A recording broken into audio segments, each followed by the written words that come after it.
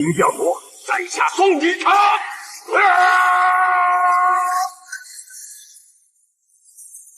下呀！你们如此对付一个重伤的老人，难道不怕天下人耻笑吗？这一定是张无忌最巅峰的时刻。如今习得两大神功，替外公挡下致命一拳。这一言出口，众人的目光都射向这衣衫褴褛的少年。那日殷天正为了捍卫明教尊严，一人独占六大门派，先是对战武当张宗羲，后又对莫生谷手下留情，最终导致剑柄穿透胸膛，已是奄奄一息。武当的宋大侠深知天鹰教脱离明教自立门户，如今六大门派只针对明教。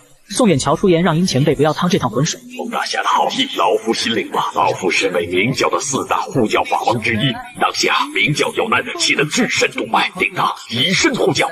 话已至此，宋远桥见殷天正伤情严重，便出言指教亮招数不比蛮力。哪成想话还没说完，忽在此时唐文亮持拳向着殷天正袭去。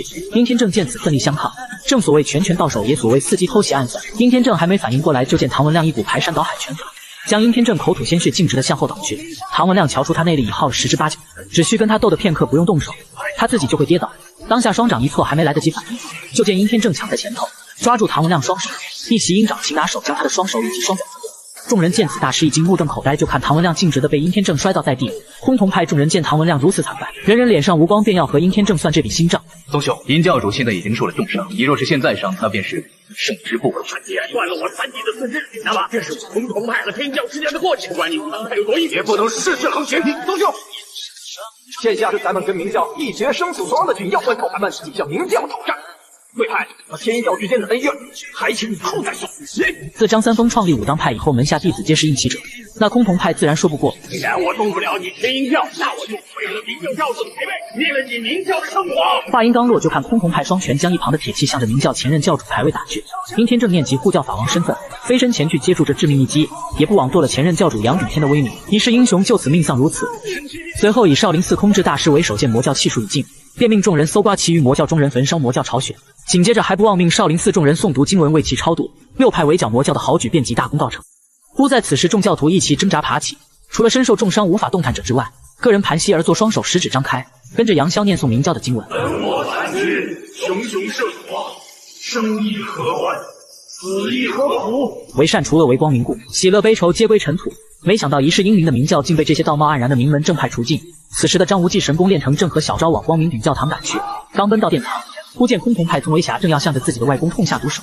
张无忌见此不容细想，当即挺身而出，为外公挡下致命一击，还将宗维侠震飞数米远。无忌，你是谁？为什么下手？张无忌犹豫片刻，万不可说出本名，只好告知姓曾名阿牛。杨逍绵绵一笑，显然知道张无忌隐瞒姓名。这个老头的位是我的，当时就见张无忌轻松一掌将宗维侠向后倒去。为了缓解阻力，没想到这宗维侠历史第一人用脸部刹车。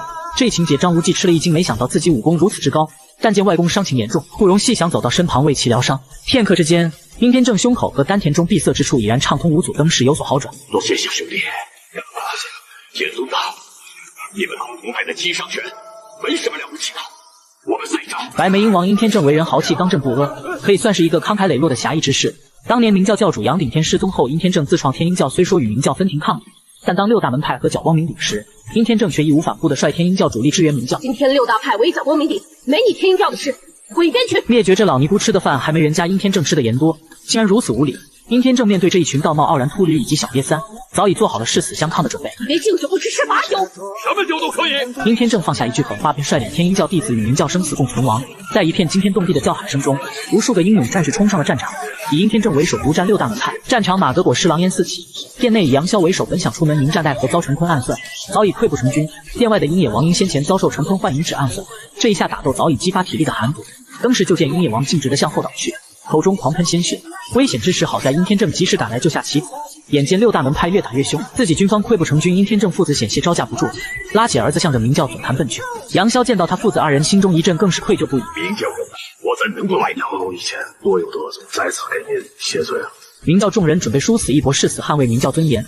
另一边，张无忌神功已练成，当下二人搬过沙石，葬好了杨顶天夫妇的遗骸，并且表示自己并非存心偷学贵派武功，自己谨遵太师父明训，不可加入明教。深知明教宗旨实在光明正大，弟子一定竭尽所能，向六大门派解释多年误会，让双方结束纷争。说完，张无忌便用乾坤大挪移将这石门推开。当张无忌和小昭从密道出来时，一路上但见尸首狼藉，大多数是明教教徒，但六大派的弟子也有不少。他深知在前线战斗激烈的时刻，杨逍为一效益行人，却因争夺教主之位而内讧，导致了整个指挥中枢的瓦解。刹那间就见光明顶狼烟四起，想必他们众人凶多吉少，当即不容细想，张无忌带着小昭向着光明顶奔去。此时的光明顶中6大门派已将明教众人团团围住，只有白眉鹰王殷天正为其做斗争。武当七侠一向光明磊落，眼见明教众人大势已去，便让他们弃刀投降。奈何灭绝心狠手辣，视魔教为丑。我们是魔教妖人，那你们这些所谓的名门正派算什么？是真有本事，那就站出来，与我殷天正单打独斗。要是输了，那就是老天有眼，有心要灭我明教。要是你们这些所谓的名门正派输了，马上给我滚出光明顶！听闻此话，众人冠冕堂皇，一口脏话脱口而出。武当四侠张松熙为了维护名门正派的身份，率先出场与殷天正对决。张松熙向殷天正表示敬意后，率先向着殷天正袭去。当时就见二人双掌相交，当时巨大的卖力让众人悬着一颗心。刹那间，一股巨大的卖力将二人击退。但张松熙念及殷天正是失去武帝的岳父，适才自己多退一步，已输了半招，于是鞠了一躬，便向着身后退去。众人听闻更是大吃一惊。突然，武当派中抢出一名男子，正是陌生谷。